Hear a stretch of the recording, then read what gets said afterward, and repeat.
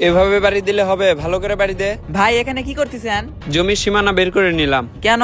আগামীকাল থেকে কাজ শুরু করে দিব। কাজ শুরু করে দিবেন? কিসের কাজ?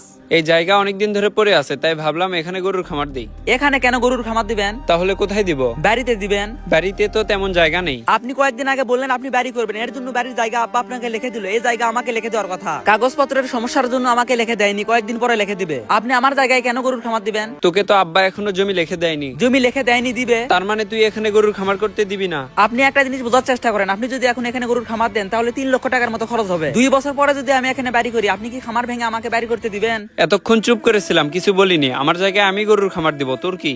আপনার জায়গা মানে? বাড়ি আর এই জায়গা আব্বা আমাকে লিখে দিছে। লিখে দিছে? তুই আব্বার থেকে শোন যা। এই ভালো করে পোতাক। আচ্ছা, আপনার বড় ছেলের সমস্যা কি? কেন, কি হয়েছে? আমাদের রাস্তা সাইডে যে 5 শতক জমি আছে, ওখানে নাকি গরুর খামার দিবে। হ্যাঁ, গরুর খামার দেবে। ওখানে কেন খামার দিবে? দিলে কি সমস্যা? দিলে কি সমস্যা মানে? আপনার সাথে আমার কি কথা ছিল? বাড়ির জমি হচ্ছে 8 শতক আর রাস্তা সাইডের জমি ওইটা হচ্ছে 5 শতক। আপনি কি বললেন? বড় ভাই বাড়ি করবে, এই বাড়ির 8 শতক জায়গা তোর বড় ভাইকে লিখে দেই, আর রাস্তা সাইডে 5 শতক জায়গা আছে ওটা তোকে লিখে দেই। রাস্তা সাইডের জমির মান ভালো, আমি রাজি হয়ে গেলাম। তাহলে আমার 5 শতক জমিতে কেন গরুর খামার দিচ্ছে? তোকে কি আমি জমি লিখে দিছি? না, এখনো দেননি। তোকে জমি লিখে দেনি, ওখানে গরুর খামার দিচ্ছে, তা তোর কি সমস্যা? ও ভালো কথা, আপনি নাকি বড় ভাইকে ওই 5 শতক জমি লিখে দিছেন। কি হলো, লিখে দিছেন? হ্যাঁ, লিখে দিছি।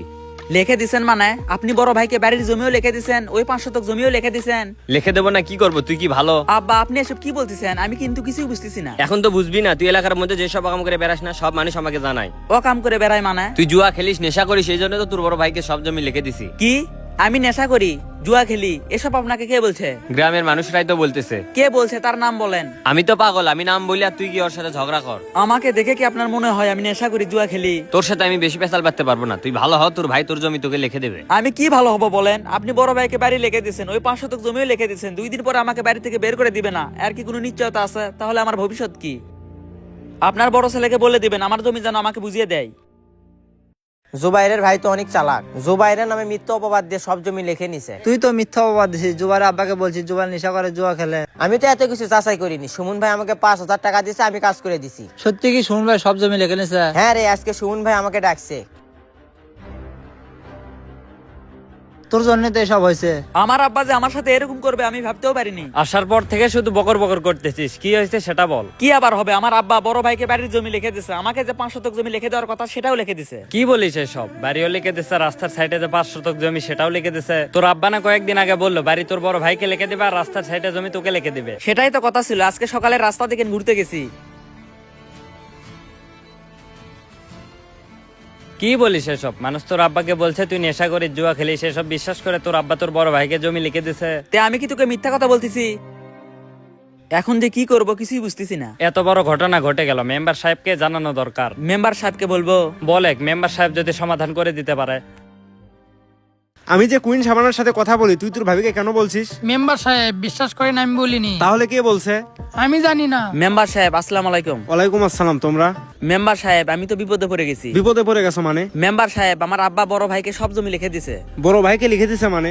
আপনাকে তাহলে সবকিছু বুঝিয়েই বলি। কয়েকদিন আগে আমার বড় ভাই আমার আব্বাকে বাড়ি করার সিদ্ধান্ত দিল। তে আমার আব্বা বলল কর, কিন্তু আমার বড় ভাই বলল বাড়ির জায়গা লিখে না দেওয়া পর্যন্ত আমি বাড়ি করব না। পরে আমার আব্বা সিদ্ধান্ত নিল বাড়ির জমি আমার বড় ভাইকে লিখে দিবে, আর রাস্তা সাইডে যে 5 শতক জমি আছে ওইটা আমাকে লিখে দিবে। তোমার আব্বা তো ঠিকই বলছে। মেম্বার সাহেব এই পর্যন্ত হলে তো ঠিকই ছিল, কিন্তু বিষয়টা অনেক দূরে চলে গেছে।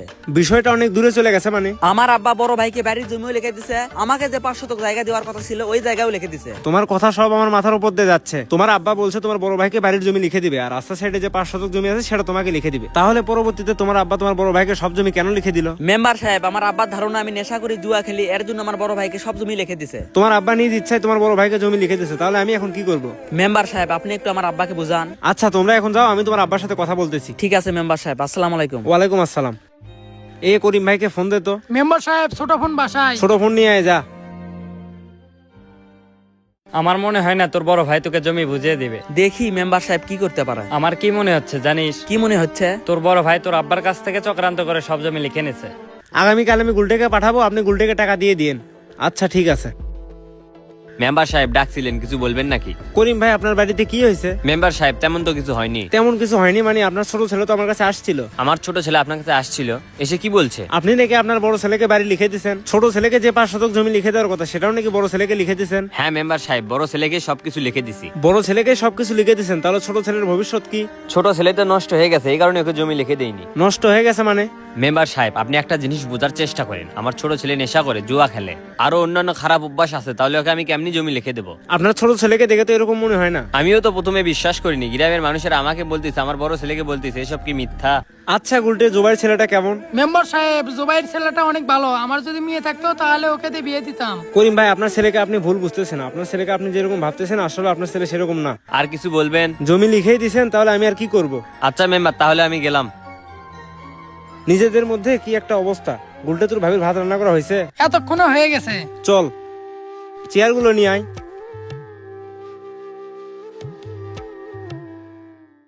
তুই মেম্বার সাহেবের কাছে কেন গেছিলি? যাবই তো। আমাদের পারিবারিক সমস্যা আমরা নিজেরা সমাধান করবো, তোর মেম্বার সাহেবকে কি বলে ঠিক হয়েছে? আচ্ছা নিজেরা কি সমাধান করবেন বলেন আমাকে। এই সবের জন্য গ্রামের মানুষরা এখন আমাদের কিনে হাসাহাসি করতেছে। হাসাহাসি করবেই তো, এসবের জন্য দায়ী কি আপনি নিজেই? বড় ভাই আমার নামে মিথ্যা অপবাদ দিচ্ছে আর আপনি জমি লিখে দিচ্ছেন। তার মানে তুই বলতে চাচ্ছিস তুই নেশা করিস না, জুয়া খেলিস না? আরে আব্বা আমি এইসবের একটারও ধারের কাছে নাই। তাহলে তুই প্রমাণ কর তুই এসবের একটাও করিস না। আচ্ছা ঠিক আছে, প্রমাণ করে দিব। তুই যদি প্রমাণ করতে পারিস তুই নেশা করিস না, জুয়া খেলিস না, তাহলে তোর জমি তোকে আমি বুঝিয়ে দেবো, যা। আচ্ছা ঠিক আছে, আমি প্রমাণ করে দিব।